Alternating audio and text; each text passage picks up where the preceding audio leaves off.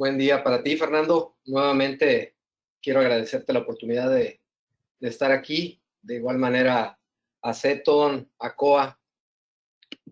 Hemos estado trabajando fuertemente en las semanas del dolor, en el último año y medio, y me da gusto estar aquí otra vez. Bien, les quiero dar la bienvenida a todos los asistentes que nos acompañan a lo largo de la República Mexicana, a lo largo de Latinoamérica. Ahora en una bienvenida muy diferente a otras ocasiones, porque estamos todos obligados a estar en casa por la situación que todos sabemos, pero con el mismo gusto y con mucho más ánimo de poder compartir con ustedes experiencias y poder compartir con ustedes algo de lo que estamos haciendo en el manejo y el control del dolor, específicamente en cirugía. Este es mi correo electrónico, por si alguno quiere estar en contacto conmigo, con mucho gusto puedo contestar. Fernando ya me hizo el amable favor de presentarme. Sin embargo, quiero tocar un par de puntos en las cosas que estoy haciendo. Actualmente trabajo en dos instituciones, en el IMSS y en Pemex, y estoy viendo muy de cerca lo que significa esta pandemia. Por eso me atreví a iniciar esta presentación pues con una introducción a esta situación que estamos viviendo, que es inédita, una situación para la que desafortunadamente nadie estaba preparado. Sin embargo, es lo que nos tocó y hay que afrontarlo. La República Mexicana en particular está siendo golpeada de manera fuerte por este virus. Sin embargo, nosotros como mexicanos tenemos una gran capacidad de podernos recuperar, resiliencia para seguir adelante y sobre todo una voluntad hermana para podernos apoyar y poder darle vuelta a la página. Dice el escritor japonés Haruki Murakami, uno de mis autores favoritos, que una vez que la tormenta termine, no recordarás ni cómo lo lograste. No recordarás cómo sobreviviste.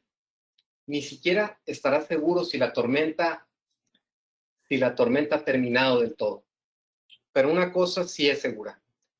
Cuando salgas de esta tormenta, no serás la misma persona que entró en ella. Y de eso, a todos ustedes, amable audiencia, de esto se trata esta tormenta. Creo firmemente que si nosotros podemos sacar parte buena de esta crisis, podemos reinventarnos en nuestras oficinas, en nuestras familias, en nuestros núcleos. Creo que podremos vencer y ser mejores después de esto, a pesar de todas las tragedias que se viven. Porque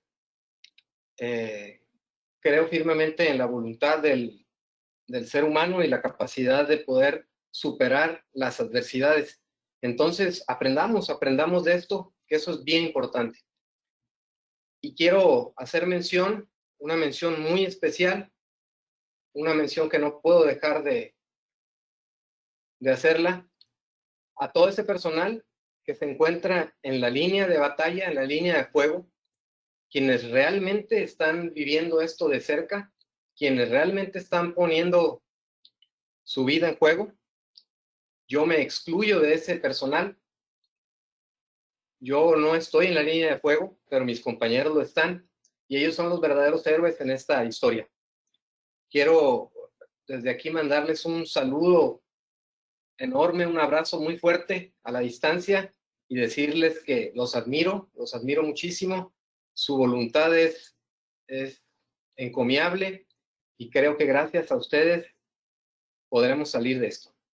Así que por favor, todos seamos responsables, demos también nuestro esfuerzo, aunque sea desde nuestra casa, desde nuestra oficina, pongamos cubreboca, lavémonos las manos, guardemos distancia, salgamos lo menos que podamos y atravesemos esto de una vez por todas.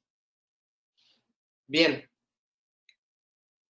este webinar, por supuesto, como los otros que hemos estado dando, tiene un soporte, un sustento bibliográfico. En esta ocasión, nuevamente, con el acceso a la biblioteca virtual de la UNAM y a ciertas palabras clave relacionadas al manejo del dolor, anestésicos locales, cosas de cirugía, y el acceso a revistas como el IAOMS, el JOMS, que son los Journals de Cirugía Oral y Maxilofacial, Journal Americano de Endodoncia, el Internacional de Perio, los Journals del Dolor, y por supuesto los libros como el del profesor Stanley Malamed, que sigue siendo pilares, y libros como el libro de cirugía plástica, estética, perio del doctor y profesor Marcos Hurseller y Otto Sur. Es parte de la revisión que tuvimos para este webinar. Hemos participado 2 veces en la Semana del Dolor. El primer tema fue rompiendo paradigmas en la anestesia local. Después vimos algo del manejo del dolor con una perspectiva del futuro. Ahora hablaremos directamente a lo que me compete, a mi especialidad, que es el área de la cirugía. Es un tema muy, muy, muy amplio. Vemos nosotros una gran variedad de casos y estoy seguro que muchos de ustedes también en sus oficinas practican cirugía bucal, practican implantología. Entonces creo que les servirá y les será útil lo que estaremos recorriendo a lo largo de este webinar. Traté de enfocarlo de manera muy específica a casos clínicos para que podamos estar viendo y compartiendo opiniones y poder enriquecer un poco más nuestra práctica diaria. El manejo del dolor en cirugía tiene 4 elementos que son pilares fundamentales para la buena práctica, ¿no? El primero de ellos es el manejo preoperatorio, en el cual, por supuesto, incluimos una historia clínica, un buen diagnóstico, que es la base de todo tratamiento, y ciertas cosas relacionadas a la técnica o lo que haremos con nuestro paciente. El segundo paso es decidir el tipo de anestesia que llevaremos a cabo, incluyendo el tipo de anestésico local que utilizaremos, que esto es muy importante, elegir adecuadamente el anestésico local, usar el anestésico local adecuado para cada caso y de esta manera acercarnos más al éxito en nuestros pacientes. Un buen manejo postoperatorio que nunca debe faltar en cirugía para que el paciente pueda ir a casa a descansar, a recuperarse pronto y a vivir la experiencia de la cirugía sin dolor, que esto es muy importante. En mi clínica y en la práctica institucional yo pregono, y esto es algo que todos los que me conocen lo saben, la cirugía no debe doler, no debe doler. Y esto incluye también a todos los procedimientos dentales que se realizan, no deben doler. Entonces tenemos que aprender a manejar el dolor de manera preoperatoria, de manera transoperatoria y por supuesto una vez que el procedimiento termine. Hay ciertos elementos clave en cada procedimiento que estaremos abordando para que esto nos pueda enriquecer aún más. Y bien, básicamente esto es lo que hablábamos. Preoperatorio, diagnóstico, un plan de tratamiento, que hay un error, terapia previa y la anestesia local. Hay que seleccionar bien el anestésico local, la técnica, las alternativas que tenemos, porque hay muchas alternativas con un anestésico local no funciona. Hay que recorrerlas, hay que aprenderlas y hay que utilizarlas. Y el manejo postoperatorio, que es muy importante, y este se basa en farmacología, en medidas antiedema y el uso de terapias adicionales. En mi caso, aquí en nuestra clínica ofrecemos la terapia láser, el ultrasonido como terapias adicionales para el manejo del dolor y edema postoperatorio. Y elementos claves que siempre van a venir a dar el toque para que el procedimiento se lleve a cabo de manera adecuada, ¿no? Que es una buena técnica, uso de tecnología, que esto es muy importante, y seguridad. Creo, y esta diapositiva la he presentado en mis webinars anteriores, creo en el valor de lo esencial. Eso me enseñaron mis padres, eso me enseñaron mis maestros. Creo que si nosotros tenemos lo esencial, es decir, las bases, partiendo de ahí podemos nosotros cumplir los objetivos con nuestros pacientes. Por lo tanto, nuestra obligación es habernos preparado. Eso lo hicimos durante nuestra carrera con nuestros profesores. Después, los años de vida laboral y el número de pacientes que veamos, el tipo de pacientes, la variedad de pacientes que tengamos nos van a brindar experiencia y esta solamente nos lo puede aportar el tiempo. Y lo último es lo que cierra este eslabón, el eslabón que cierra esta cadena, que es la actualización. Nosotros nunca dejamos de aprender. Siempre debemos de tener la mentalidad de ser alumnos. Esto lo platico con mis alumnos y con mis profesores, con mis alumnos en la universidad, y les digo que esto es muy importante porque aquí es algo recíproco. Yo aprendo de ti, tú aprendes de mí, y esa es la manera de poder llegar a un buen punto. Y esto es algo que necesitamos los odontólogos, bien importante.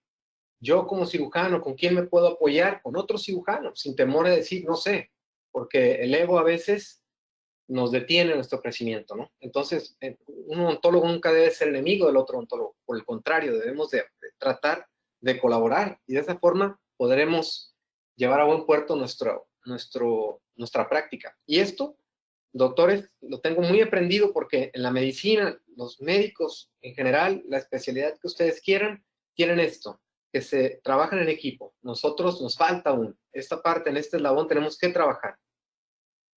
¿De acuerdo? Y obviamente la actualización requiere de tecnología. La tecnología nos está, todo lo que era análogo, está siendo abordado, está siendo sacudido de manera importante por lo virtual y la planeación virtual, las herramientas digitales se están convirtiendo en un pilar que todos debemos aprender. Entonces, no olvidemos el valor de lo esencial. Y ustedes en mi diapositiva de mi currículum lo pueden haber leído, los que ya me conocen. Fui paramédico de Cruz Roja muchos años y creo en las urgencias y las emergencias médicas, y creo firmemente en las emergencias médicas que se pueden presentar en la consulta odontológica, y esta lámina la seguiré poniendo hablando de la prevención. El mejor tratamiento de una emergencia es la prevención, por lo tanto, acuérdense siempre de hacer buenas historias clínicas para esos pacientes médicamente comprometidos o para esos pacientes que podemos sospechar que puedan tener alguna complicación durante algún procedimiento, podamos evitarlo, ¿no? No tengamos que vernos en la penosa situación de resolver una emergencia. Y bueno, estas láminas, ¿cómo mide nuestro paciente la capacidad que tenemos para ejercer nuestra profesión? Obviamente, el manejo del dolor. Quien maneja adecuadamente el dolor definitivamente está más cerca de conseguir sus objetivos como profesional. Un buen odontólogo debe de tener como denominador común el adecuado manejo del dolor, ¿no? Y también, desafortunadamente, como un diferenciador, el manejo del dolor se presenta de manera muy frecuente. No me van a dejar mentir que el paciente no nos mide de esta forma, y si el de aquí enfrente trabaja muy bien el dolor, el paciente va a ir con él, y el de al lado no maneja bien esta parte y le duele a los pacientes, ese odontólogo se va a crear una reputación que va a alejar su consulta o va a alejar a los pacientes de su oficina, ¿no? Entonces, por supuesto que nuestros pacientes tienen miedo, y el estrés y miedo lo reflejan a ciertas cosas. Obviamente es el dolor, es el número uno, a las agujas, a la anestesia, al sonido de la fresa, a que los lesionemos y a los costos, ¿no? O sea, hay muchas cosas que tenemos que tomar de manera muy importante para que podamos controlar esto, ¿no? Y bien, vamos a meternos ahora sí de lleno a los casos clínicos. Vamos a hablar del primero y vamos a hablar la parte preoperatoria, ¿no? Desafortunadamente es difícil poder estar hablando y poniendo demasiadas fotos, entonces voy a tratar de resumir las cosas que hicimos, ¿no? Este paciente es un paciente que acude a nosotros por aumento de volumen en la región anterior, tenía una cierta protrusión en el labio, la paciente decía que cada vez su labio se veía más crecido y ella quería retirar estos crecimientos que había en el labio. Entonces hicimos un diagnóstico presuntivo de unas exostosis maxilares, un plan de tratamiento, el paciente era médicamente sano, un plan de tratamiento donde elegimos un shading óseo anterior para poder manejar este caso.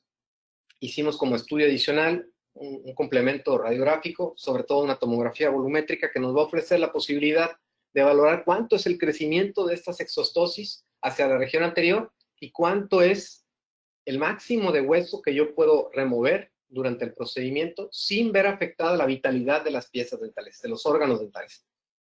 Otra de las cosas que la paciente no quiso y que fue ofrecido es realizar un procedimiento completo, es decir, de molar a molar. La paciente tenía miedo, entonces a ella le interesaba la parte anterior y esa fue la zona en que nos enfocamos.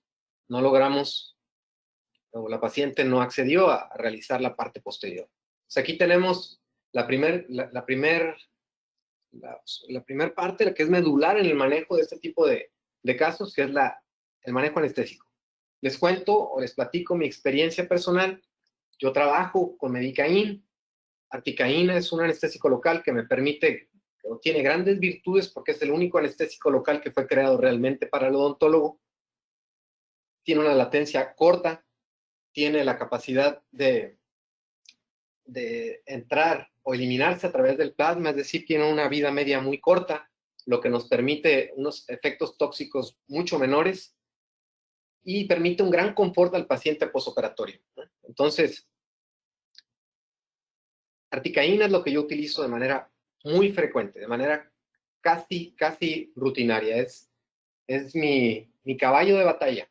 Y miren que es un caballo de buena monta, ¿eh? Ahora, la técnica que elegimos, esta técnica que se llama AMSA, que es un bloqueo, que se llama bloqueo alveolar medio superior anterior, es una técnica que nos permite realizar una anestesia palatina, un acceso palatino, y con solamente dos infiltraciones en sitios específicos, logramos anestesia de los premolares, de un premolar hacia el incisivo de un lado y de un premolar al incisivo del otro lado. Entonces, este bloqueo es una herramienta que todos debemos de aprender a utilizar porque es algo que nos permite trabajar de manera muy cómoda porque el paciente sufre muy poco y nos da una gran profundidad anestésica. Pues aquí tenemos nuestro abordaje, que fue un abordaje circular, contorneante. Siempre nosotros tenemos una escuela que no es una escuela tan cirujana, no es una escuela tan maxilo, es la realidad. Nosotros hemos aprendido durante el camino a cuidar los tejidos. Una cosa elemental en cualquier procedimiento quirúrgico es el manejo adecuado de los tejidos. Si nosotros nos preocupamos por manejar adecuadamente los tejidos, el paciente puede no tener hueso, como en esta parte, en los contornos. Sin embargo, yo puedo reposicionar mi colgajo y mi periósteo en el mismo sitio y no vamos a tener ninguna recesión. Por eso la importancia de manejar adecuadamente los tejidos blandos, respetar y utilizar adecuadamente incisiones que nos permitan manipular las papilas y desplazarlas con instrumentos sin generar traumatismo, ¿no? O generando traumatismos mínimos. Bueno, este es un video, ¿okay? de una técnica de AMSA. Siempre hay que secar, la mucosa se seca. Si no se seca la mucosa, el anestésico local no funciona. Entonces, eso es bien importante. El anestésico local tópico no funciona. Entonces, ¿qué hago o qué hacemos nosotros para que al paciente no le duela? Porque esto es muy importante en las técnicas de anestesia palatina. El paladar es un área sumamente sensible y que el paciente puede sufrir dolor. Entonces, lo que utilizamos nosotros es una técnica que se llama TAP. TAP, técnica traumática palatina. ¿Qué significa? Colocamos un hisopo, no es más que un hisopo, lo colocamos en el sitio donde vamos a infiltrar durante aproximadamente 15 a 30 segundos después de haber secado y con un anestésico local tópico creamos un pequeño hundimiento, un efecto de antagonismo a la infiltración o a la colocación de nuestra aguja y eso nos permite que el paciente no le duela, ¿ok? Porque la anestesia palatina no debe doler. Si nosotros tenemos paciencia y utilizamos esto de manera rutinaria, créanme que van a disminuir en más de un 80% esas sensaciones o quejas de sus pacientes cuando colocan anestesia palatina. Ahora, ¿por qué este sitio? ¿Por qué elegimos este sitio? Nosotros trazamos una línea media entre los dos incisivos centrales, sobre todo el paladar, y otra línea que va a ir en medio de los premolares. Y ese es el sitio donde vamos a utilizar, donde vamos a infiltrar nuestro anestésico local para cumplir con la técnica de AMSA, ¿no? Anestesia alveolar media superior anterior. Voy a brincar, vamos a ver este otro video. Vean, aquí vamos a remover el hisopo. Una vez removido, vamos a proceder a infiltrar. Aquí vemos este pequeño hundimiento que se ve aquí, eso es lo que estamos buscando. Vamos a hacer una prepunción. ¿Qué quiere decir esto? Que vamos a colocar solamente la punta de la aguja y vamos a depositar una gota, ¿ok? Una vez que yo deposité una gota, me permite esta técnica avanzar, ¿ok? ¿Hasta dónde voy a avanzar? Hasta el hueso, hasta que yo sienta hueso. ¿Por qué? Porque si yo no avanzo hasta que yo sienta hueso, me puedo quedar en la mucosa, ¿ok? En los músculos y la mucosa del paladar. Y entre esos músculos y esa mucosa tenemos glándulas salivales que nos pueden provocar una complicación que se llama cialometaplasia. Y eso no queremos. ¿Cómo vamos a asegurar que no pase cialometaplasia? Hay que tocar el hueso. Y miren, a diferencia de otras zonas, como la zona de las arrugas palatinas, que es la zona anterior del paladar, la anestesia en esta zona se administra de manera muy sencilla. De hecho, si hacemos más presión, podemos lograr que toda esta parte se vuelva isquémica de manera muy rápida, pero la técnica nos exige ser lentos. O sea, debemos de infiltrar de manera lenta, que esta isquemia sea gradual. Y esto nos va a permitir que nosotros disminuyamos de manera muy significativa el riesgo de cialometaplasia. ¿Ok? Y esta es la técnica alveolar anterior, media, superior. ¿Ok? Este es nuestro paciente. Una vez hecho la osteoplastía, disminuidas las exostosis óseas, estamos listos para reposicionar nuestro colgajo. Una de las cosas que utilizamos en el manejo de los tejidos blandos es siempre y cuando sea posible, hay que evitar descargas, ¿no? Las descargas, lo que sucede con una descarga es, nos va a brindar una gran visibilidad, nos va a facilitar levantar el colgajo, sí, eso no hay duda, eso no está, nadie lo cuestiona. Sin embargo, lo que sí cuestionamos es que si nosotros realizamos una incisión vertical, en todos los casos, pues lo que vamos a generar es más hipoxia, ¿no? O sea, la mucosa va a verse restringida en su flujo y por lo tanto esa hipoxia se va a traducir en inflamación y esa inflamación se va a traducir en dolor. Entonces tratamos de evitar las incisiones de descarga o verticales siempre y cuando se pueda. ¿Ok? Entonces, elementos clave, lo mencionábamos, manipulación de los tejidos mínima, tratar de cuidar mucho esos tejidos, evitar descargas, evitar sobrerasurado. Esto lo podemos medir únicamente con una tomografía, porque si sobrerasuramos, lo que vamos a generar en el shaving óseo excesivo es una sensibilidad del paciente. Podemos generar recesiones gingivales. ¿Por qué? Porque al final de cuentas el hueso importa para el soporte de la encía y podemos generar definitivamente en casos ya muy severos, es necrosis, ¿no? Del paquete vasculonervioso. Y otro elemento clave, y esto es bien importante, y esto quiero que se lo graben, es la sutura. Nosotros tenemos que perder un tiempo siempre en el manejo de los tejidos blandos y tenemos que perder un tiempo en la sutura. La sutura es un elemento igual de importante que todo lo que hemos hecho. Si no perdemos tiempo en la sutura, todo el esfuerzo que dedicamos lo echamos a perder. Entonces, hay que tratar de utilizar o dedicar un buen tiempo a esa sutura porque esa nos va a brindar buenos resultados. Hay que utilizar la sutura adecuada. Hay muchos tipos, monofilamentos, multifilamentos. Lo que sí puedo decirles es que hay que utilizar suturas de un calibre bajo, ¿no? Este es polipropileno, 6 ceros. Normalmente es lo que utilizamos en cirugía de manejo de tejidos periodontales y perimplantares. Y bueno, esta es nuestra paciente, una vez corregida la exostosis, y hay que darle un manejo posoperatorio. El manejo posoperatorio, no voy a ahondar tanto en mis fórmulas, pero pues yo les puedo decir que los pacientes quirúrgicos normalmente les prescribo un antibiótico.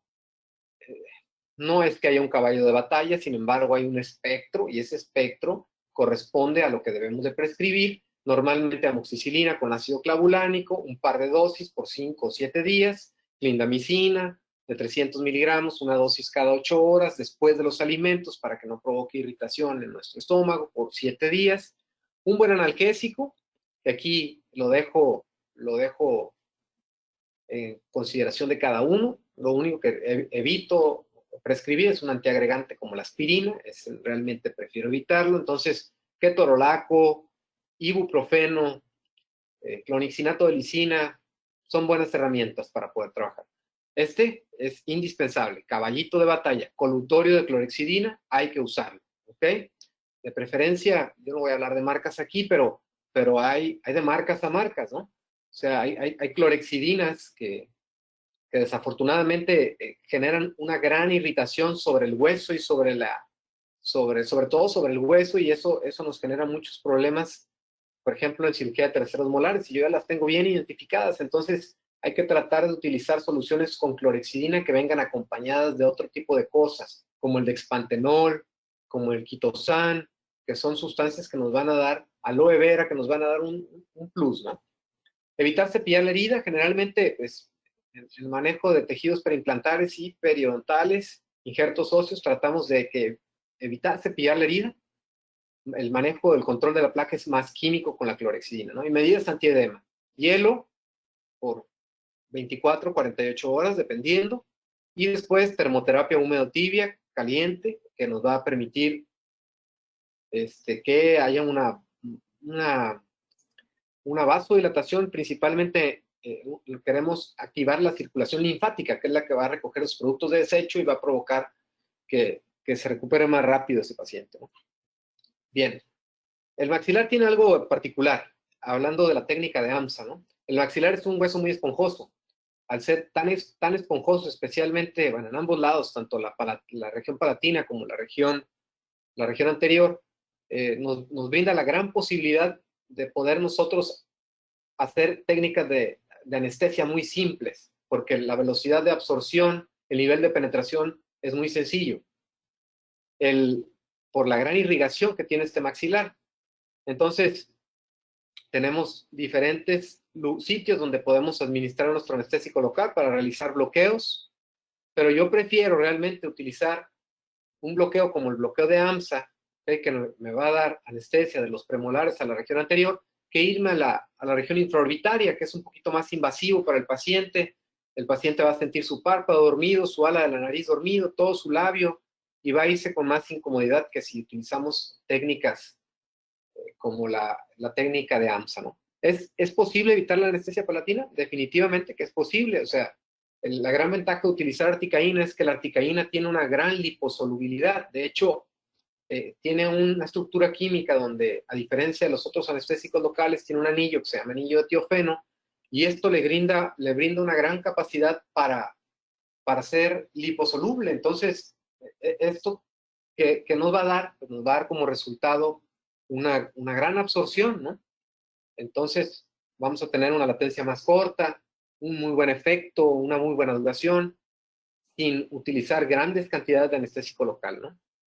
Definitivamente hay una mejor difusión en los dientes anteriores que en los dientes posteriores por la anatomía de la cortical anterior, ¿no? Y bueno, aquí hay un artículo, por ejemplo, de la eficacia del uso de articaína y lidocaína en dosis equivalentes en la extracción de molares.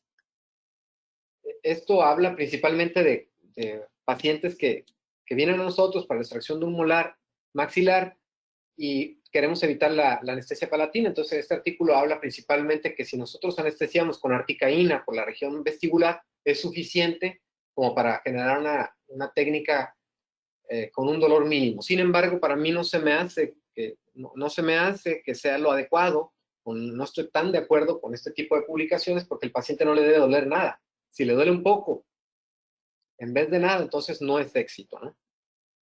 Y esta es la técnica de TAP que mencionábamos hace rato. Anestésicos locales con pH fisiológico, bien importante.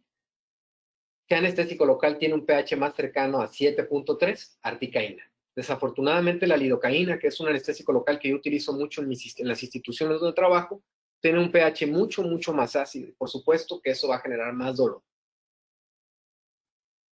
También el uso de unas buenas agujas, y esto es bien importante, doctor, es una buena técnica, debe ser realizada con una buena aguja, ¿no?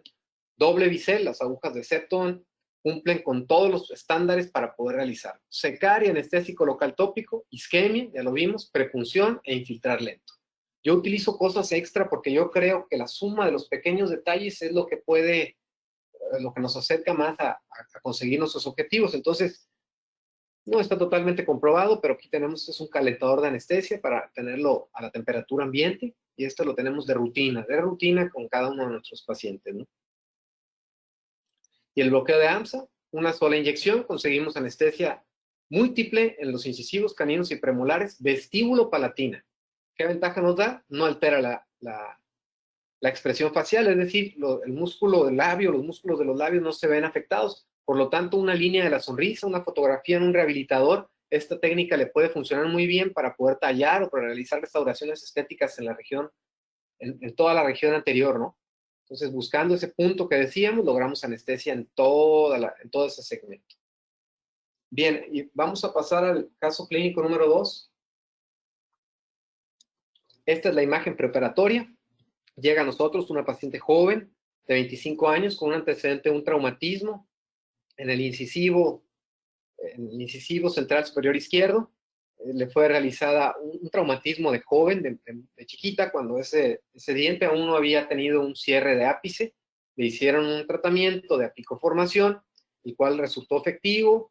El paciente con su diente se mantuvo por más de 10 años. Sin embargo, con el paso del tiempo, el colega endodoncista nos refiere a un aumento de volumen en este sitio, lo puncionó, hubo material purulento, entonces, bueno, pues nuestro diagnóstico presuntivo es un quiste apical, ningún antecedente de importancia. Entonces, nuestro plan fue cirugía apical con una regeneración ósea guiada.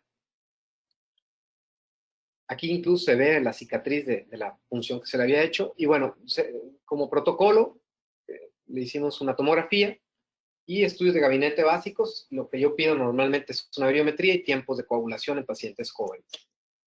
Ahí tenemos el aumento de volumen, bien delimitado, una gran cantidad de tejido conectivo, de densidad queratinizada, una buena banda de densidad queratinizada, lo que nos da bastante comodidad para poder trabajar sin riesgo de que tengamos alguna recesión. Entonces, aquí tenemos la imagen preoperatoria, es una imagen panorámica, encontramos una zona radiolúcida que circunda al órgano dentario 21, ¿no? Aquí tenemos la reconstrucción tomográfica, aquí vemos la zona que está muy cercana al piso de fosas nasales, aquí vemos toda la zona de erosión de la cortical vestibular, la exposición radicular de ese órgano dentario, y aquí tenemos unos cortes sagitales secuenciados, donde podemos ver incluso que hay parte de reabsorción de la raíz en el sitio donde se realizó el tratamiento endodóntico, ¿ok? Entonces, como protocolo, lo que hicimos fue pedirle a nuestro endodoncista de toda la confianza del mundo que se rehiciera el tratamiento endodóntico, que se volviera a hacer una limpieza del conducto interno, es decir, rehacer el tratamiento, y nosotros hicimos el procedimiento quirúrgico. Articaína, 1/100,000, ¿ok? Utilizamos una anestesia infiltrativa en la región, sobre todo en la mucosa, cercana a la mucosa nasal. ¿Por qué? Porque a veces el bloqueo de AMSA, aquí sí no es suficiente para la mucosa cercana a la nariz, y utilizamos una AMSA bilateral, ¿ok? Entonces aquí tenemos una imagen donde podemos apreciar inmediatamente la zona de conflicto, ¿no? O sea, un área con una disencia importante, todo esto es tejido granulomatoso. Aquí se alcanza a ver la exposición radicular, y bueno, decidimos o optamos más bien por un abordaje contorneante, un abordaje envolvente con una liberatriz. Si se fijan, tratamos de ya no hacer esas liberatrices tan geométricamente exactas, estas líneas, estos ángulos tan cerrados, ¿no? O sea, esta es una incisión semilunar como descarga, que nos va a permitir una mucho mejor cicatrización, una mejor recuperación del aporte vascular. Entonces, esto es una de las cosas que ahora, y la base de la papila, muy importante para poderla recuperar. y para que ahora podamos tener un mejor manejo de los tejidos. Insisto, el manejo de los tejidos es clave. Y bueno, aquí vemos, perdonen estas fotos un poquito quemadas, pero en fin, vemos el defecto una vez hecho el curetaje. Hicimos un curetaje para remover por completo la lesión, ya todo esto es hueso sano, ¿ok? Normalmente hacemos un curetaje, una cucharilla de Lucas con buen filo, y normalmente yo utilizo gasas con agua oxigenada. El agua oxigenada me permite dos cosas: agua oxigenada y clorexidina. Me permite realizar una antisepsia en el sitio quirúrgico, y el agua oxigenada tiene la propiedad de ser vasoconstrictora. Entonces los capilares que tenemos aquí en el hueso, pues nos genera hemostasia, y esa hemostasia nos permite que cuando vayamos a regenerar tengamos un área más limpia de trabajo, ¿no? Entonces, ahora, ¿cuáles son los elementos claves aquí? Yo desde hace más de 4 años no trabajo sin lupas, ¿ok? La magnificación, y esas lupas tienen un centro, una fuente de iluminación. La magnificación y la iluminación se están convirtiendo en pilares fundamentales para el manejo de la cirugía endodóntica, el manejo de la cirugía periimplantar, el manejo de la cirugía periodontal y la cirugía también de terceros molares. O sea, la magnificación nos da muchas ventajas. Entonces yo les sugiero que empiecen a pensar en algún momento a poder migrar a esta parte de la odontología que es muy importante, ¿ok? Manipulación mínima de los tejidos y la nucleación, ¿no? Aquí tenemos un muy buen acceso. Ahora, aquí ya vamos a otra parte de los elementos claves. Esto es un piezoeléctrico. El piezoeléctrico tiene insertos especiales para hacer retropreparaciones y apisectomías. O sea, aquí hicimos ya la apisectomía y vamos a retropreparar una cavidad para poder sellar con biodentina, ¿ok? Aquí tenemos nuestra cavidad preparada y aquí tenemos el área sellada, ¿ok? La gran propiedad que tiene biodentina, a diferencia del MTA, es que es muy radiopaco, y ustedes saben, es un precursor de dentina. Entonces, al final de cuentas, es un gran material para el selle, el selle retrógrado en cirugías apicales, ¿ok? Entonces, parte de los elementos claves en este caso es injerto óseo, sobrecondensar. Esto es bien importante. Mucha gente, muchos autores hablan de no sobrecondensar. Yo soy de la corriente de Iñaki Gamborena, este fantástico rehabilitador español, que también es cirujano, y tiene casos excelentes, y tiene un gran manejo, sobre todo de injerto de tejido conectivo en la región anterior de la tuberosidad. Y él es un creyente de sobrecondensar. Yo también. Entonces, aquí sobrecondensamos, y con un injerto 100%, pues es un seno injerto, ¿ok? Aquí no es algo injerto, es un seno injerto. Entonces, ya que tenemos nuestro hueso colocado, ¿qué tenemos que hacer? Bueno, lo que tenemos que hacer es darle un sellado, o sea, que esto no quede directamente a la mucosa, porque si no se va a reabsorber. Entonces utilizamos membranas, ¿no? Esta es una membrana Creos, es una membrana de Nobel, una membrana que tiene grandes propiedades porque es muy fácil manipulación.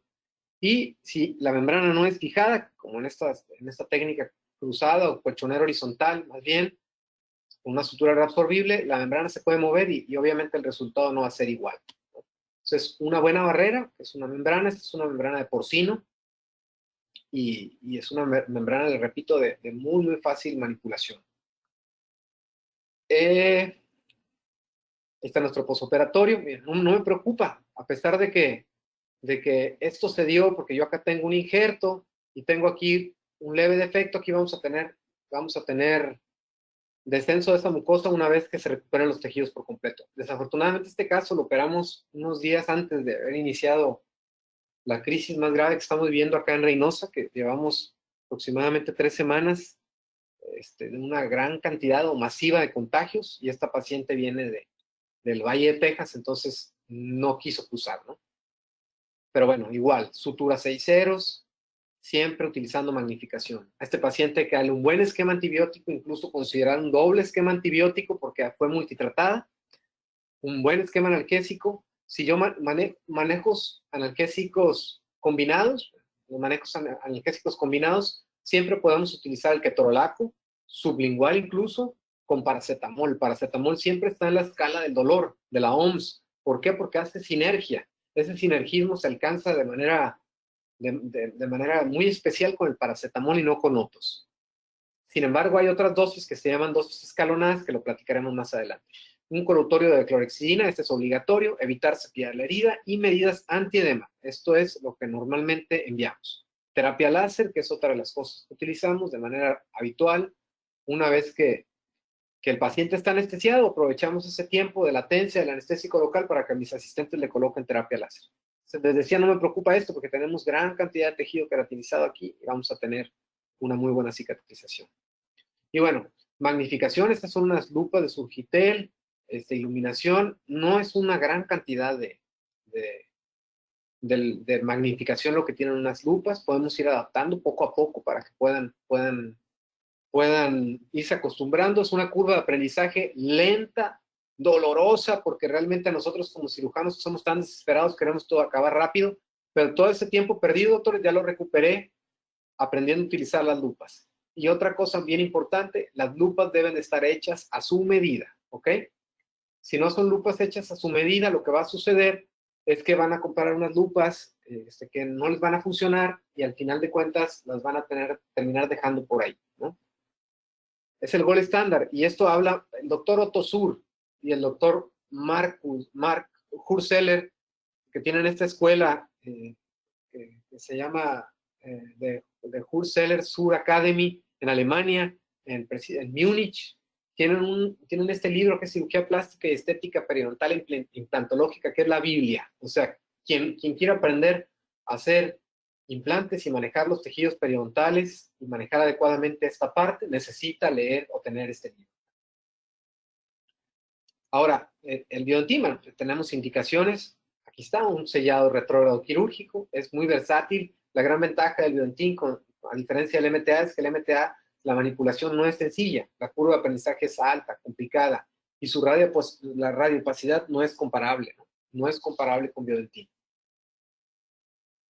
Y bien, bueno, pues, todo esto que le digo trae respaldo bibliográfico. Hay que leer estos artículos, valdría la pena. Este concepto de Slim Concept es el concepto del doctor Iñaki Gamborena.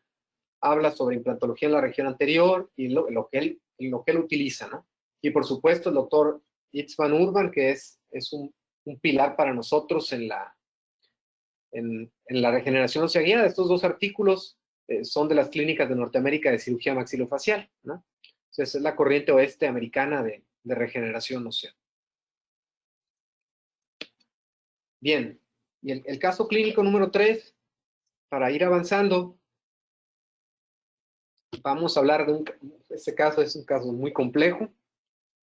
Desafortunadamente, no todo lo que llega a nosotros son muelas verticales o implantes en un primer molar con una cantidad de hueso excesivo. Nos llegan casos como esto y hay que también resolverlos. ¿Cómo los vamos a resolver? Pidiendo opiniones.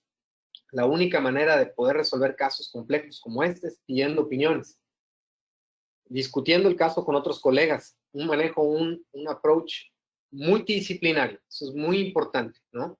Entonces, este caso tenía muchas cosas. Era un joven, 25 años de edad, hombre con un diagnóstico de base de VIH controlado y un diagnóstico que nosotros hicimos, entre otras cosas, porque hay mucho que verle a este caso. Hay defectos periodontales múltiples, recesiones, hay un defecto muy importante en la zona del órgano dentario 22 por una anquilosis y una subsecuente rehabilitación protésica, pues malograda desafortunadamente, que repercutió de manera significativa en los tejidos blandos, tanto del incisivo lateral como del central y del canino. Una ortodoncia malograda por la falta de diagnóstico de anquilosis de este diente. Entonces se fijan en esta curva que tenemos aquí, es porque al realizar los movimientos de ortodoncia, hicieron movimientos de atracción hacia un punto fijo, que era el canino, y pues pasó esto, ¿no? Entonces, como primer parte después de la discusión de esto, ¿qué le hago? ¿Le ponemos un implante? ¿Le quitamos el diente? ¿Qué hacemos, no? La discusión fue, primera parte, la fase de perio inicial, ¿no? O sea, un detartraje, dejar en buenas condiciones, o las mejores condiciones el periodonto, una vez hecho esto, empezar o realizar la fabricación de un provisional, que esto es bien importante, y retirar esto, ¿no? Retirar esto, que esto realmente fue lo más complicado tal vez del caso, ¿no? Y analizarlo, porque si analizamos aquí el biotipo del paciente, tenemos un biotipo muy fino. Aquí tenemos pura encía, o más bien tenemos pura mucosa libre, todo esto es libre, es mucosa. No tenemos nada de encía queratinizada, entonces es imposible lograr en una sola cirugía, pues una cirugía de reposición, de reposición del colgajo para poder cubrir esta recesión en un tiempo. Entonces hay que explicarle a estos pacientes, ¿no? Tenemos un frenillo hipertrófico, varios detalles ahí que hay que ir viendo. Hay que explicar a este paciente que él va a ser, su caso va a ser solucionado en 2 o 3 o hasta en 4 etapas, ¿ok? Le pedimos estudios de gabinete, una vez ya programado para el segundo tiempo, que decidimos iniciar con engrosar el sitio más bien donde tenemos aquí la pérdida más importante para tratar de rescatar este incisivo lateral y rehabilitarlo. El paciente ya no está, él ya no quiere saber más de ortodoncia, entonces, a pesar de el esfuerzo por disuadirlo de que hiciera, no fue fructífero. Entonces, ¿qué decidimos? Bueno, un injerto de tejido conectivo para aumentar el grosor de esta zona, ¿ok? Y le pedimos estudios de gabinete que incluyen una carga viral, que es muy importante. Hicimos un escáner intraoral y una tomografía, ¿ok? Entonces, aquí tenemos una imagen. Esta es una imagen eh, básica, una imagen panorámica, donde podemos observar incluso cómo tenía unas aletas esta corona que estaban tocando los dientes vecinos, estaban generando una gran carga, ¿no? O sea, aquí tenemos la tomografía. En la tomografía alcanzamos a ver aquí el sitio, no hay una línea de continuidad de ese ligamento periodontal, lo que nos habla de una anquilosis real. Aquí tenemos el preoperatorio, aquí está la fase inicial de un detartraje y eliminación o retirar ese provisional. Este es el estado de la condición del incisivo lateral. Esta es la gran recesión que tenemos aquí. Y bueno, una cosa particular que muchos pacientes tienen, sobre todo cuando cursan enfermedades de este tipo, es que tienden a tener un sangrado más profuso de lo normal, ¿ok? Entonces, esta es la evaluación. Tenemos aquí 10 milímetros de defecto, acá más de 10 milímetros, casi 15 milímetros desde donde inicia, o sea, hasta desde donde inicia aquí la línea, la inserción de la encía, hasta donde termina el defecto. Vaya, no es un caso que le daría a mi mejor amigo, de verdad que no, es un caso muy complejo. Entonces decidimos, infiltrativa, un bloqueo de AMSA bilateral, sin más preámbulo, incisiones de descarga para poder manipular este tejido de una manera más sencilla, ¿ok? Iniciamos utilizamos microinstrumentos, dejamos las papilas, ¿ok? Esta técnica tomando la referencia de la zona de la recesión más alta, siguiendo los parámetros de Zucchelli, y iniciando con una incisión de espesor parcial, después de espesor completo, luego espesor parcial, para poder movilizar el colgajo, ¿no? Tomamos del paladar un injerto de tejido conectivo, ya nos habíamos previsto esto porque el paciente tiene un biotipo fino, pues obviamente íbamos a sacar pues, esta tilapia, ¿no? Un pedacito, son 15 milímetros de tejido conectivo, con una técnica, pues, un injerto libre. ¿Por qué un injerto libre? Porque desafortunadamente nosotros, si pensamos en utilizar una técnica como la que describió el doctor Hurseller, en una sola incisión, sin descargas, es muy complejo. Y si tenemos un biotipo fino, no nos va a dar nada. ¿Ok? No nos va a dar nada de tejido conectivo si nos vamos a hacer eso, ¿no? O si nos vamos a hacer una técnica de Langer, pues mejor utilizamos un gingival libre. Esta técnica la ha descrito Zucchelli. Es una técnica que utiliza mi buen amigo, el doctor Salvador de Pediotim, y buen maestro. Entonces, elementos clave, biotipo, injerto de tejido conectivo, manipulación de los tejidos, instrumental. Aquí sí es muy importante tener los instrumentos correctos para poder llevar a cabo procedimientos de este tipo. Iluminación y magnificación, obligatorias para poder ver mejor, ¿no? Aquí tenemos una batelengua esterilizado y aquí sacamos el tejido, el injerto de tejido conectivo libre y aquí afuera lo pelamos, ¿ok? Le quitamos el epitelio y tenemos pues un mejor injerto, ¿no? Aprovechamos lo más de lo menos que había. Aquí está presentado el injerto sobre el sitio afectado, ¿ok? Donde vamos a engrosar. Aquí tenemos acondicionador de tejidos. Este es Prefgel. Después del Prefgel colocamos el Emdogain. Y este es el resultado a una semana, ¿no? Obviamente, mucho que mejorar. Mucho que mejorar. Sin embargo, pues el resultado inicial es bueno. No decidimos quitar el frenillo, lo vamos a hacer en un segundo tiempo. Este es el área del paladar. Miren, el área del paladar, el injerto libre. Esa es una de las grandes preocupaciones de los cirujanos. Decir, oye, pues un injerto libre es muy agresivo. ¿Por qué? Porque dejas descubierto, dejas pelón el área, ¿no? Entonces lo que hacemos nosotros es cubrir con una cama de una esponja de colágeno de lenta reabsorción, que esta esponja de colágeno lo vende Conectores Dentales, ahí lo consiguen y se utiliza muy poquito, ¿ok? Y después colocamos esto que es periacril y un par de suturas en cruz y mantenemos protegido. Y ya aquí ya nada más cortamos nuestros puntos de sutura y quitamos la costra de periacril y el paciente no tuvo dolor, que es nuestra principal preocupación, no tuvo dolor, ¿no?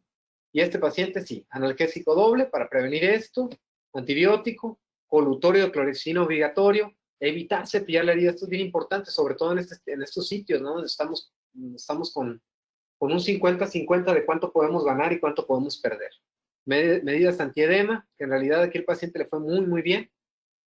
Y este es el provisional, colocado el día que retiramos los puntos, el día del retiro de la costra, y se fijan, una muy buena cicatrización. Es un paciente que está en progreso o en proceso más bien, de un segundo procedimiento, para ahora sí recuperar, una vez ganado volumen de tejido conectivo, más bien de tejido conectivo en esta parte, mejores condiciones para poder ahora sí realizar un segundo procedimiento, ¿no? Un buen retocote, porque está el caso muy complejo. Esos instrumentos son instrumentos de la marca Touch Grip, son microinstrumentos para microcirugía.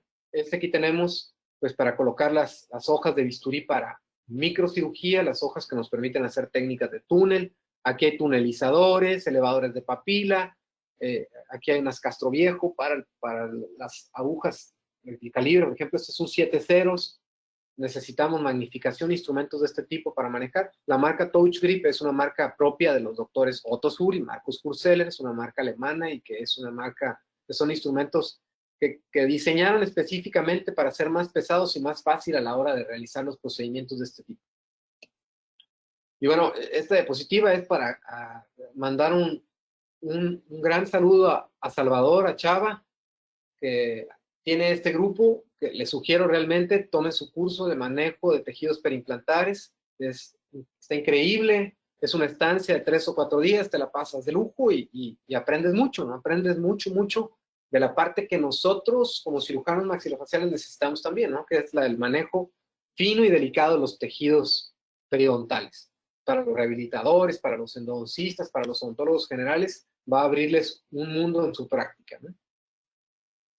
Bien, y este es el artículo del doctor Giovanni Zucchelli, italiano, que habla sobre las múltiples recesiones y el colgajo de avance coronal, ¿no? Tomando como referencia el sitio de la recesión más alta. Bueno, y vamos a pasar al caso clínico número 4. Otro caso complejo, porque viene con nosotros esta paciente con una periodontitis crónica anterior, referida por una colega, ya en fase de tratamiento periodontal, con un exceso vertical a la hora de sonreír. Aquí no se ve, no nos quiso regalar una sonrisa. Ella no le gusta su sonrisa, no le gustan las coronas. Tuvo exposición de las raíces en este sitio por por la pérdida de tejido óseo, por esa enfermedad periodontal que está padeciendo.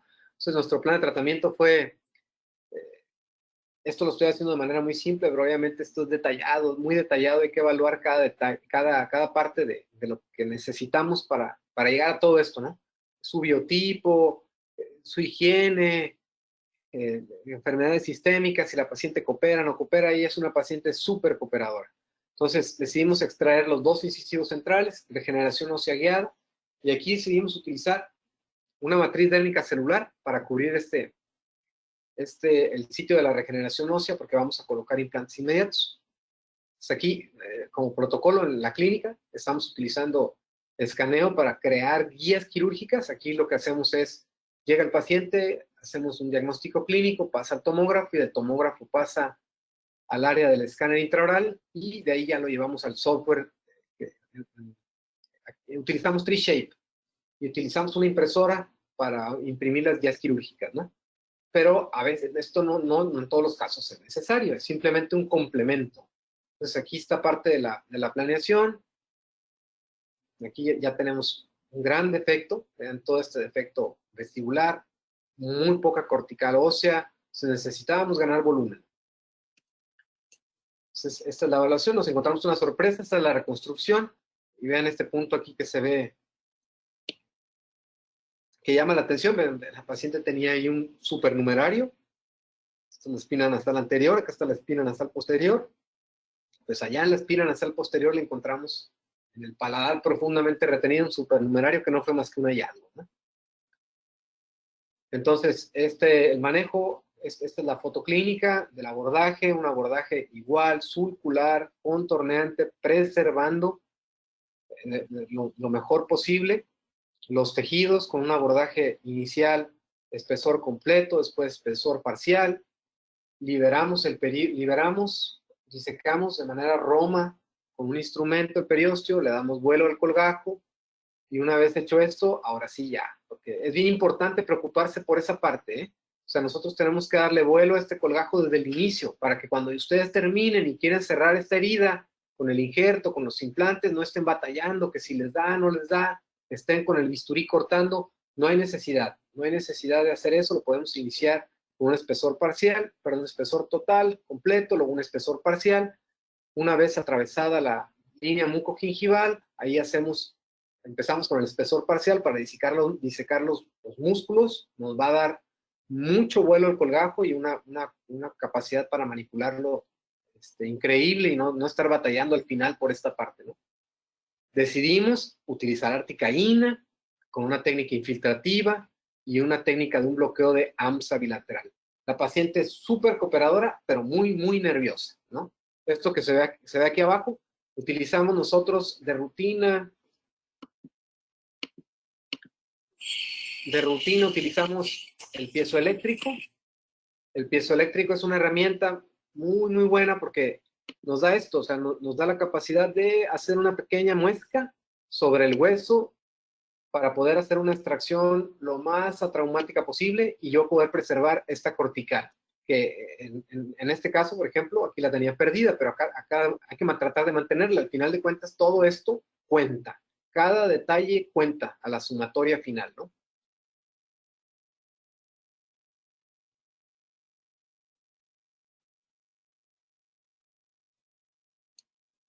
Y bueno, a la hora de fresar, nosotros los sistemas de implantes que utilizamos, las fresas son recolectoras, entonces estas fresas recolectoras nos permiten tomar injerto autólogo a la hora de estarlo tomando, a la hora de estar fresando para la colocación de los implantes y hacer este mix óseo que dice el doctor Itz Van Urban, que es el gol estándar para la regeneración ósea guiada. 50% autoinjerto y 50% seno injerto.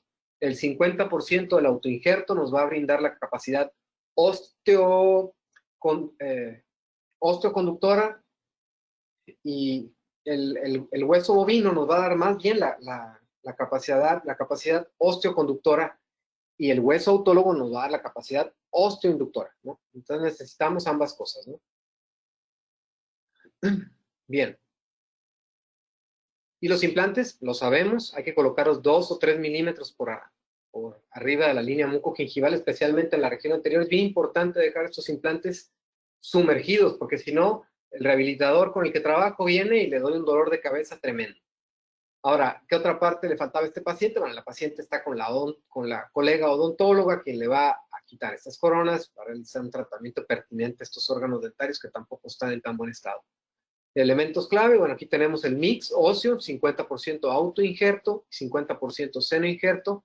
Aquí tenemos la presentación de la matriz dérmica celular, que tiene sus grandes ventajas. Y aquí tenemos a la membrana fijada. Esto lo que nos va a dar principalmente es volumen. Lo que ocupamos es no perder volumen en esta parte, ¿no?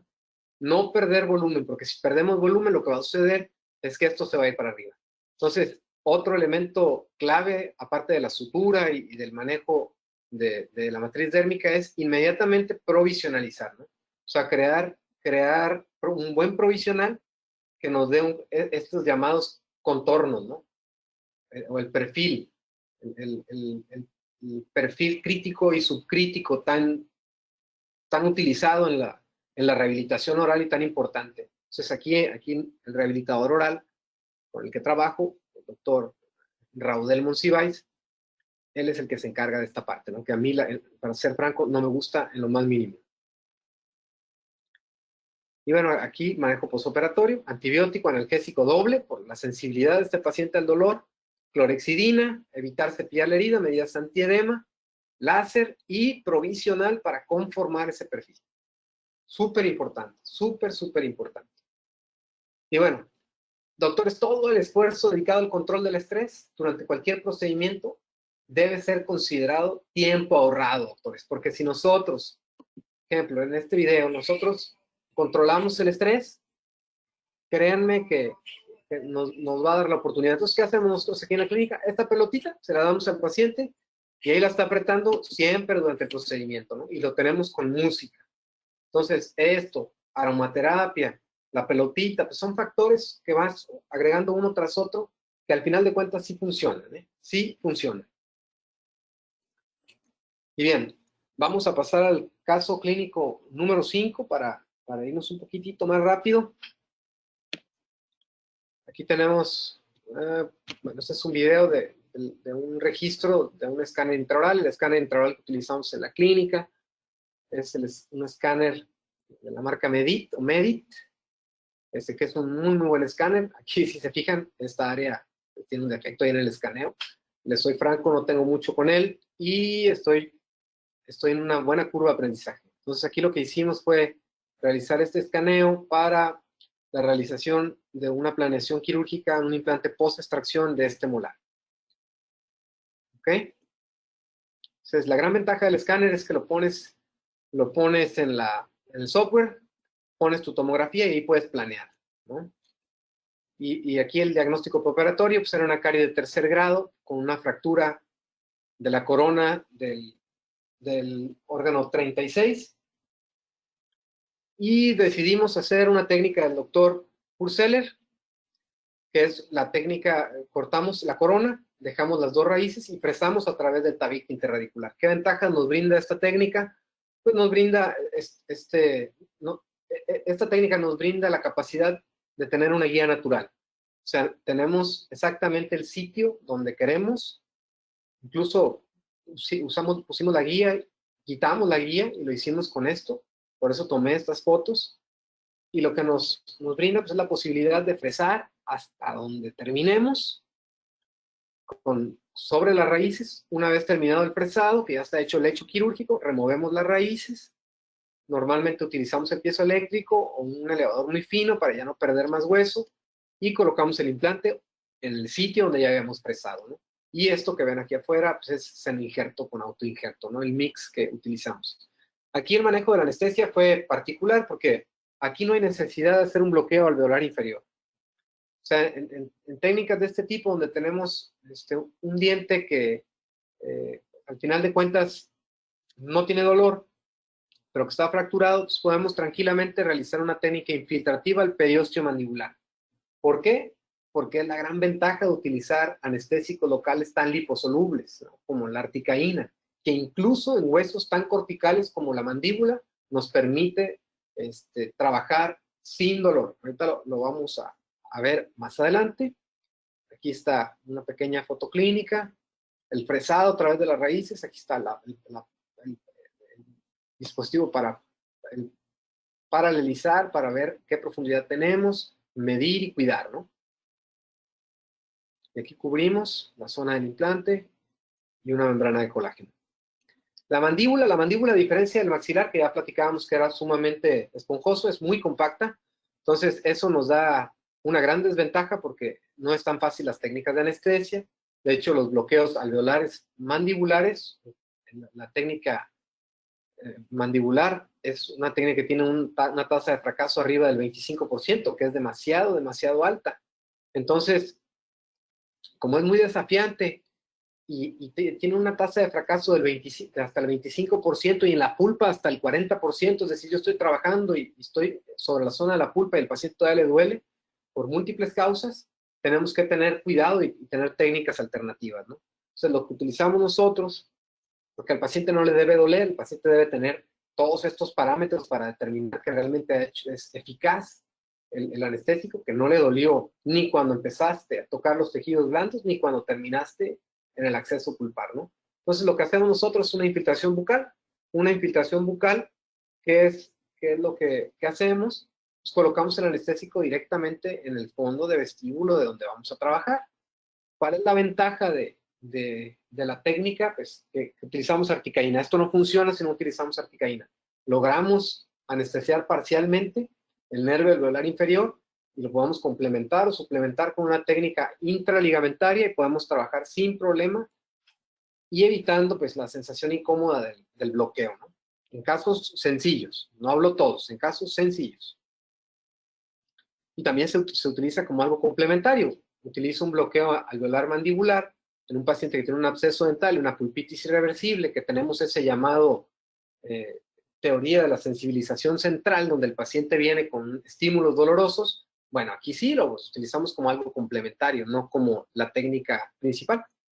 Entonces, en la clínica utilizamos otro tipo de sistemas, que estos sirven muy bien para el ligamento periodontal. Ese es una técnica, un sistema que se llama STA, que no es más que un dispositivo que con la aguja capta la profundidad o el sitio más bien donde estás trabajando, y esa punta nos da, es un sensor de presión dinámica, nos permite administrar la anestesia mucho más cercana al ligamento periodontal y con una señal auditiva que nos dice que estamos en el sitio, ¿no?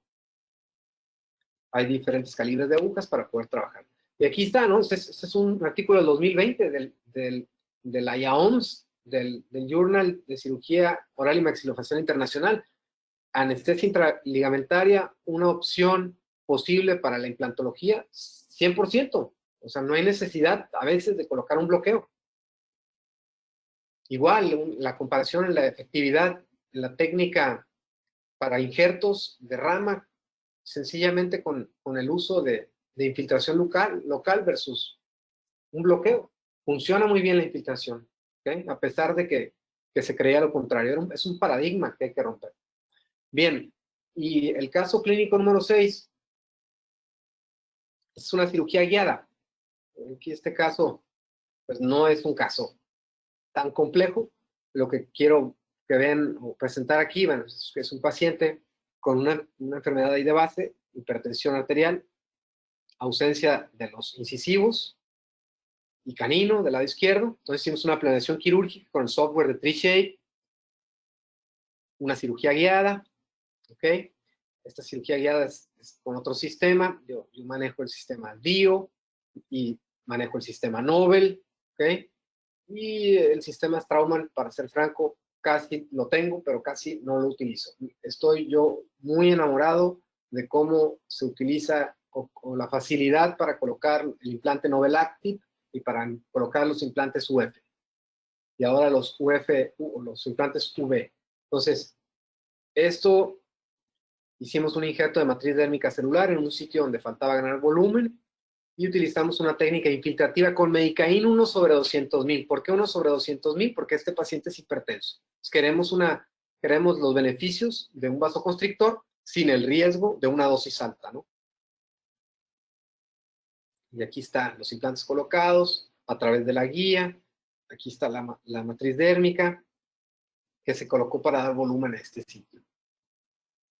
Y esta es la planeación con el software de TreeShape, donde podemos valorar todo, ¿no? Densidad, posición, paralelismo, relación con la corona, profundidad, todo. ¿Okay? Todo. Entonces es un software muy noble y muy fácil de utilizar. Bueno, y esta es la impresora, es una impresora fotón, realmente no es una impresora, déjenme bajar la música, no es una impresora para nada cara, y es una impresora que nos está brindando muy buenos resultados. Habíamos al principio pensado que no iba a funcionar y todo lo contrario, es una impresora muy buena, ¿ok? Muy buena. Y bien, los anestésicos locales, porque aquí sí hay que tocar esta parte, todos los anestésicos en general son vasodilatadores. ¿Qué quiere decir? Que si yo pongo mepivacaína o lidocaína sin vasoconstrictor, lo que va a suceder es que voy a tener más sangrado. ¿Por qué? Porque la propiedad del anestésico per se es vasodilatar. Entonces, como se vasodilata, lo que pasa es que el anestésico local entra al torrente sanguíneo de manera más rápida y se absorbe más rápido, es más tóxico y por lo tanto se elimina más rápido. Entonces, hay que agregar un vasoconstrictor que tiene grandes beneficios. Sin embargo, el más utilizado es la epinefrina o adrenalina, y este vasoconstrictor es muy bueno. El problema es que es una mina vasoactiva que está localizada en la glándula suprarrenal y controla las funciones vasoactivas más importantes del organismo. Entonces, ¿qué pasa? Que aumenta el cronotropismo, es decir, aumenta la frecuencia cardíaca, aumenta las resistencias vasculares, la tensión arterial y broncodilata. Entonces, tenemos que tener mucho cuidado al utilizarla, porque si no lo utilizamos, lo que va a suceder, pues es que vamos a tener efectos indeseables de ese vasoconstrictor, ¿no? Los efectos deseables es que disminuye la perfusión, por lo tanto tarda más tiempo en entrar al torrente sanguíneo y menos toxicidad, ¿no? Disminuye la velocidad de absorción y libera el plasma, aumenta la duración significativamente y disminuye el sangrado. Son grandes propiedades del vasoconstrictor, sin embargo hay que utilizarlos con una dosis adecuada, ¿no?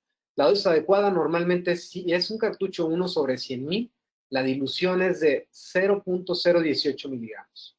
Entonces, la dosis máxima es de 0.036 para un paciente hipertenso o cardiópata. Obviamente, si ustedes hacen una valoración previa a ese paciente hipertenso, podrán tener un margen de seguridad mejor. Pero ¿qué tal que tenemos a Medicaín 1/200,000, que es un anestésico local, el único que se distribuye en México, que nos ofrece una dilución del vasoconstrictor a la mitad? Entonces nos ofrece 0.009 miligramos. Muy buena vasoconstricción, todos los efectos benéficos del vasoconstrictor, y nos permite administrar hasta 4 cartuchos para trabajar con toda la comodidad del mundo, ¿no? Entonces, ¿por qué? Porque la adrenalina puede causarnos efectos indeseables. Una sobredosis de adrenalina, que puede ser causada por un anestésico local o hasta un hilo retractor, nos puede provocar todos estos síntomas, ¿no? ¿Y qué va a pasar? Pues vamos a tener una reacción a la epinefrina con una crisis hipertensiva. Entonces, pues las soluciones es utilizar Escandonest cuando no se requiera vasoconstricción, porque no vasodilata tanto como la lidocaína simple, y Medicaína 1/200,000, ¿no? Y utilicen cartuchos de vidrio. Esto es bien importante. ¿Por qué? Porque el cartucho de vidrio nos va a permitir una mejor visión de ese cartucho. Y siempre en el paciente cardiovascular hay que tomar signos vitales, manejo adecuado, una buena historia clínica, un manejo adecuado del anestésico local, y siempre hay que aspirar, doctor, nunca, que no les pase esto. Y si les pasa, no les vuelva a pasar. Hay que aspirar. El émbolo que tiene aquí debe ser insertado en el arpón de nuestra jeringa tipo cálculo, ¿ok? Esta imagen es una imagen que tomé del manual de Stanley Malamed. Entonces, no debe pasar, porque si pasa, ¿qué es lo que va a seguir? Pues el anestésico local no va a funcionar porque lo depositaste en un vaso sanguíneo y se va a ir.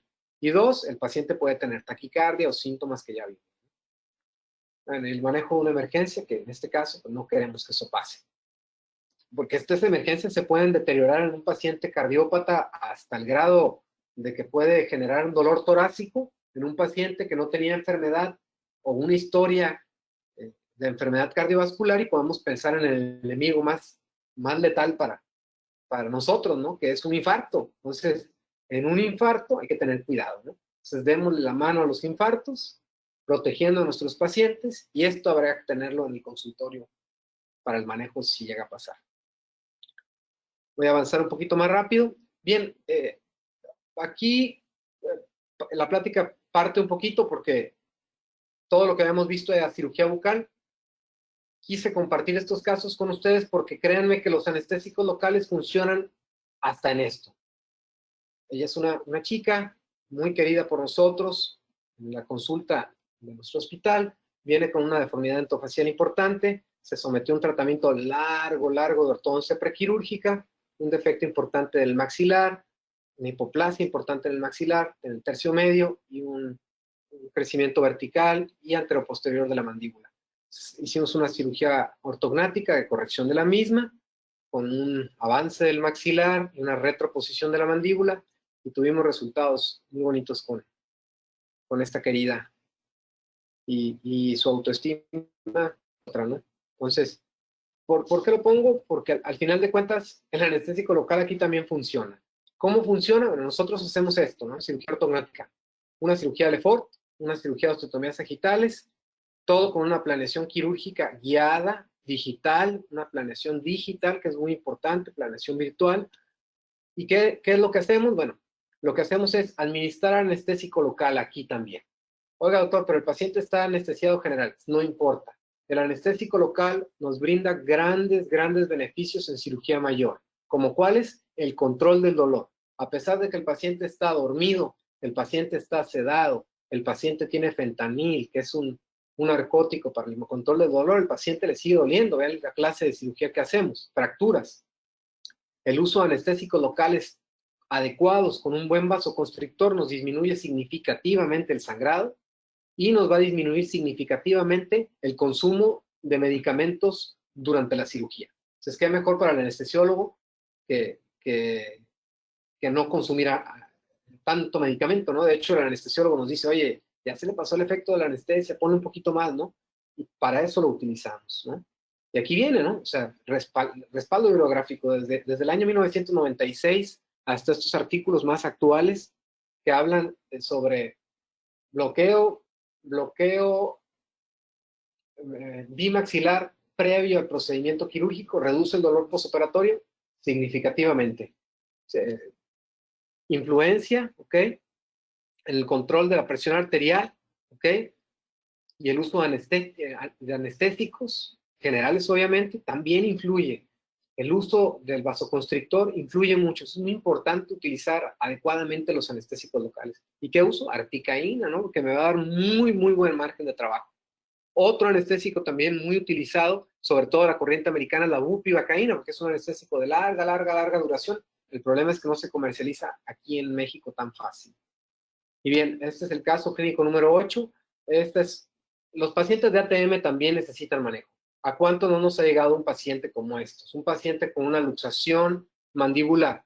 Los pacientes con luxación mandibular que no pueden ser manipulados o que intentamos ya 1, 2 o 3 veces la maniobra de Nelaton y no los podemos sacar, bueno, hay una alternativa que podemos hacer. ¿Qué podemos hacer cuando el paciente no podemos, qué podemos hacer cuando no podemos reducir esa luxación en nuestro paciente? Pues bien sencillo, hay que anestesiarlo. ¿Por qué? Porque si lo anestesiamos con un doble bloqueo de Gauge arriba, alto, vamos a lograr anestesia auriculotemporal, bucal, lingual, alveolar inferior, mentoniana, y vamos a desprogramar de una u otra forma la musculatura y se va a facilitar esa manipulación, ¿no? Vean aquí a esta pacientita viviendo un evento de luxación. ¿Qué problema tiene, señora? ¿Quién sabe? Nada más me empezó a tronar más mucho este lado. ¿Puede cerrar? ¿Tiene sus dientes? ¿No puede cerrar su mandíbula? ¿Cuántas veces le ha pasado? Muchas veces. ¿A 10? Sí. Todos la tienen. Una paciente que acude muy frecuente en búsqueda de maxilos porque se luxa de manera casi rutinaria. Entonces, maniobra de Nelaton, con mucho cuidado. Esta maniobra no requiere fuerza, es una maniobra que simplemente necesita un movimiento para poderla sacar.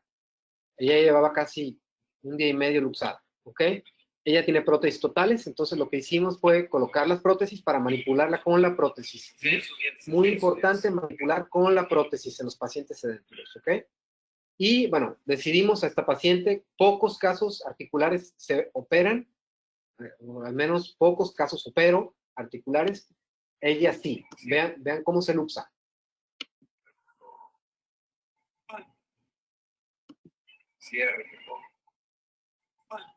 Entonces, se luxa y se subluxa, ¿no? Porque se alcanza a reducir ella sola, pero muchas veces se queda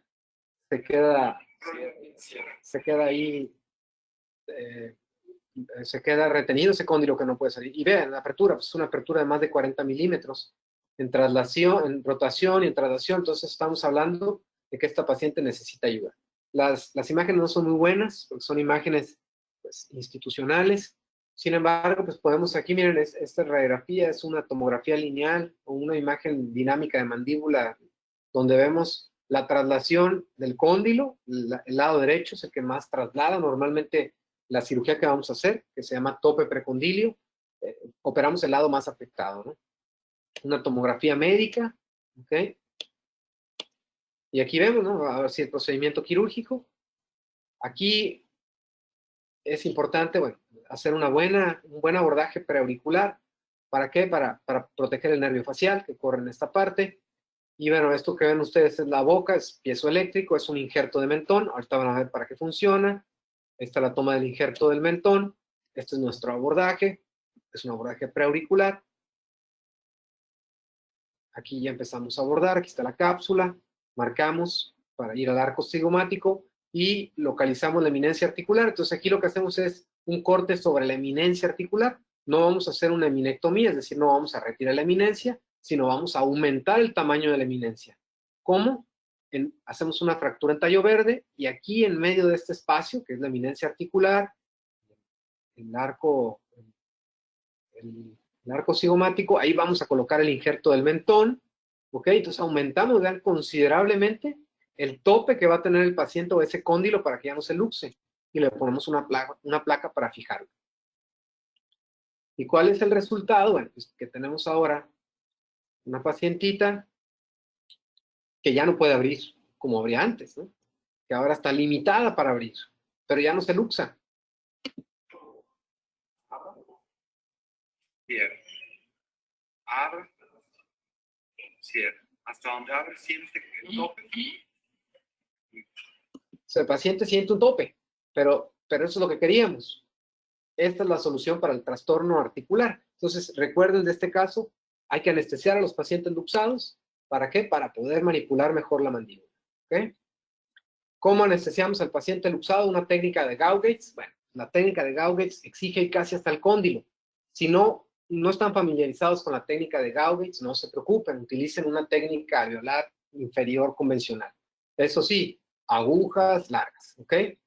Septon tiene una aguja que está fantástica porque es una aguja que se llama Septoject XL, que tiene un mayor calibre interno, entonces nos permite, además de que tiene un calibre mucho mayor y un mejor flujo del anestésico local sin resistencia, nos permite realizar infiltraciones con un triple bisel. Esto es como una espada, entonces realmente nos permite accesar con toda la comodidad del mundo para poder realizar técnicas difíciles como la técnica de Gauge. Ese es el calibre de una aguja normal. Vean Septoject. Entonces le duele menos al paciente porque no hay resistencia y hay muy buenas ventajas con esta aguja. Aparte que los grados de deflexión del acero son mucho mayores, o sea, no me preocupa a mí el hecho de que esta aguja se vaya a romper, como se utiliza una aguja de una marca, pues, corriente, ¿verdad? Y realmente aquí, créanme, doctores, que no vale la pena ponerse en riesgo en esa parte, ¿no? O sea, hay que utilizar buenas agujas dentales. Vean el triple bisel, siliconizada la cánula, vaya, pues muchas ventajas. Aquí es nada más el hisopo dirigido, las diferentes técnicas que hay, una técnica alveolar inferior convencional, ¿ok? Es en ese sentido.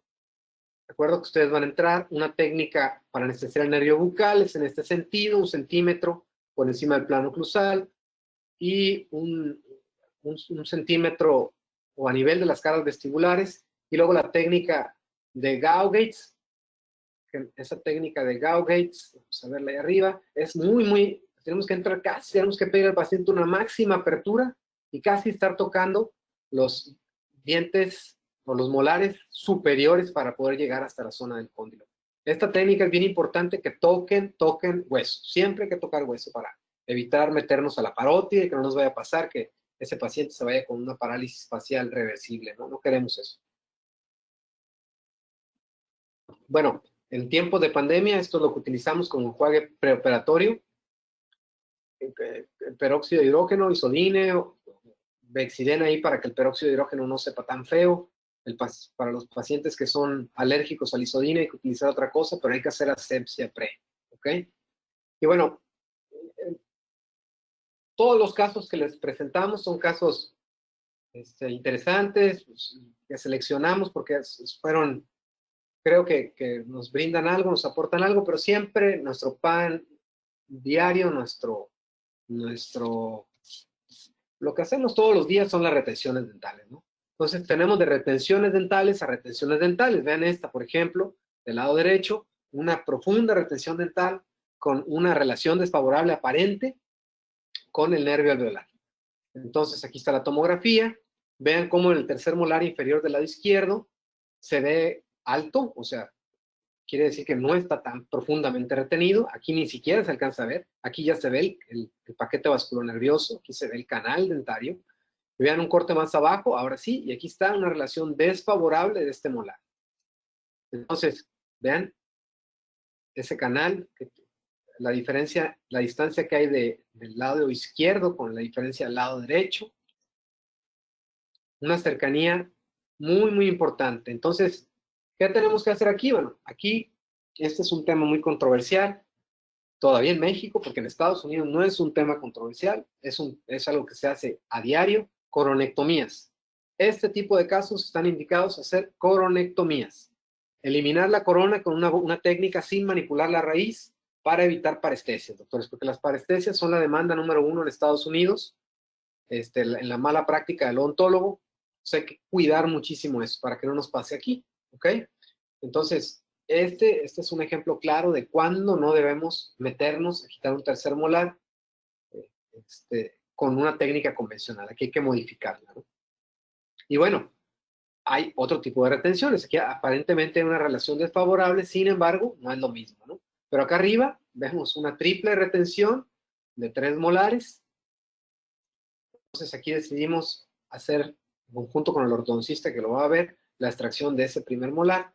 Y aquí tenemos el caso completo. Estaba totalmente retenido, incluso con ciertos datos ahí de fusión de la cortical, dentro del seno maxilar.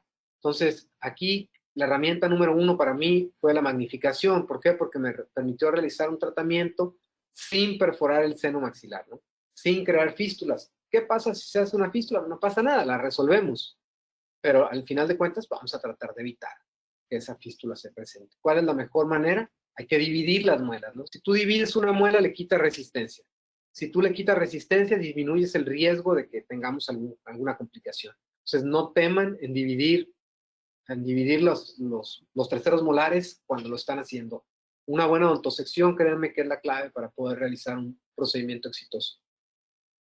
Y aquí hay otro tipo de retenciones, caninos, retenciones en pacientes jóvenes con dentición o con terceros molares en formación. Todos estos pacientes requieren de un manejo anestésico, un manejo del dolor diferente, ¿no?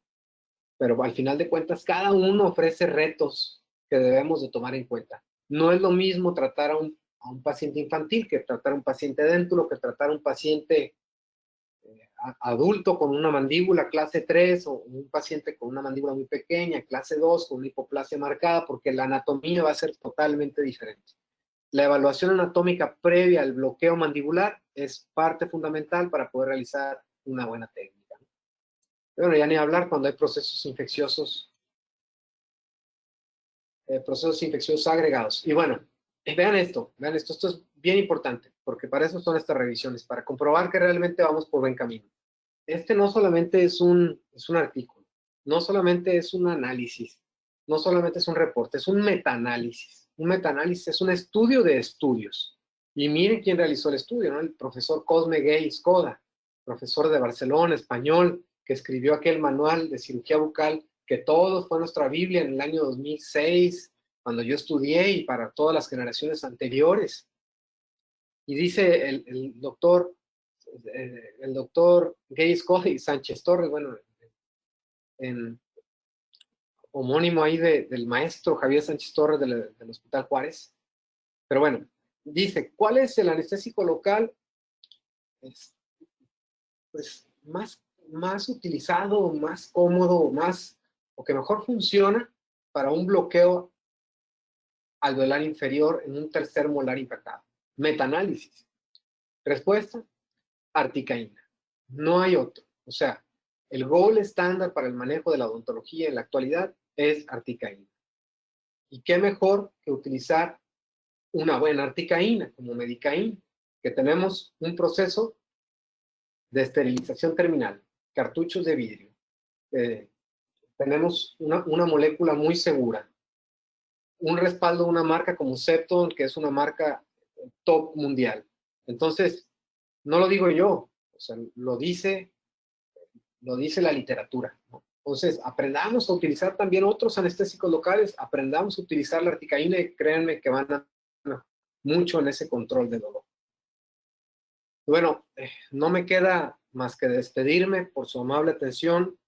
Muchísimas gracias.